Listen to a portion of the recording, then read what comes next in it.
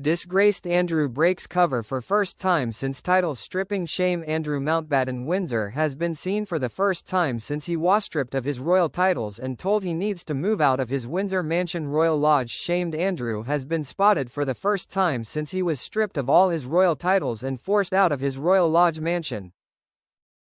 The former prince was seen breaking cover this morning on a horse ride with a companion close to Windsor Castle. It is the first time he has been seen in public since the recent scandal erupted over his links to pedophile Jeffrey Epstein. Since it was announced he would be losing his Prince and Duke of York titles and would be required to leave Royal Lodge and go and live on the Sandringham estate, Andrew has been holed up inside his mansion while awaiting his house move. But today marks the first time he has been spotted outside of his home on a horse ride, a hobby he would frequently be seen carrying out on the Windsor estate before the latest scandal erupted. Andrew being seen in public comes just days before the deadline for him to respond to U.S. Congress after it requested he sit for a transcribed interview in connection with his long-standing friendship with pedophile financier Epstein. In the letter sent to the former prince earlier this month, the US politicians said their House Oversight Committee had identified financial records containing notations such as "massage for Andrew" that raise serious questions, requesting he sit for an interview with the committee.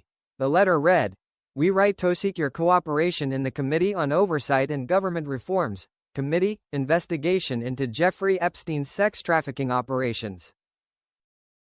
The committee is seeking to uncover the identities of Mr. Epstein's co-conspirators and enablers and to understand the full extent of his criminal operations. Well-documented allegations against you, along with your long-standing friendship with Mr. Epstein, indicate that you may possess knowledge of his activities relevant to our investigation. In the interest of justice for the victims of Jeffrey Epstein, we request that you cooperate with the committee's investigation by sitting for a transcribed interview with the committee." Andrew's links to Epstein eventually led to the king dramatically stripping him of his titles, putting an end to his public life. The move followed the publication of his main accuser Virginia Giuffre's posthumous memoirs, and the U.S. government's release of documents from the pedophile's estate. Ms. Giuffre alleged she was forced to have sex with Andrew 3 times. Once at convicted sex trafficker Ghislaine Maxwell's home in London, once in Epstein's address in Manhattan, and once on the disgraced financier's private island, Little St. James. The incident at Maxwell's home allegedly occurred when Ms. Giuffre was 17 years old. He is accused of taking part in an orgy with underage girls, as well as Ms. Giuffre, during the alleged incident on Little St. James. The former prince vehemently denies all allegations made against him. Charles demanded the most drastic and unprecedented action to strip Andrew of all of his titles, honors and the trappings of royal life, such as living in his 30-bedroom Royal Lodge mansion in Windsor, to send a clear message that he had understood and listened to the people, a royal source previously revealed.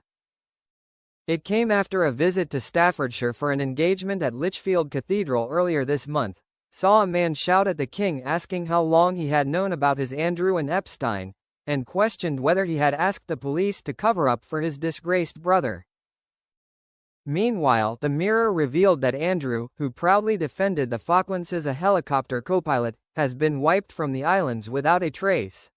The disgraced royal has returned to the British Overseas Territory several times to glittering fanfare, and was invited to open a string of public buildings. But after the king stripped Andrew of his prince and duca titles a fortnight ago, it emerged that every plaque bearing his name there has now been removed.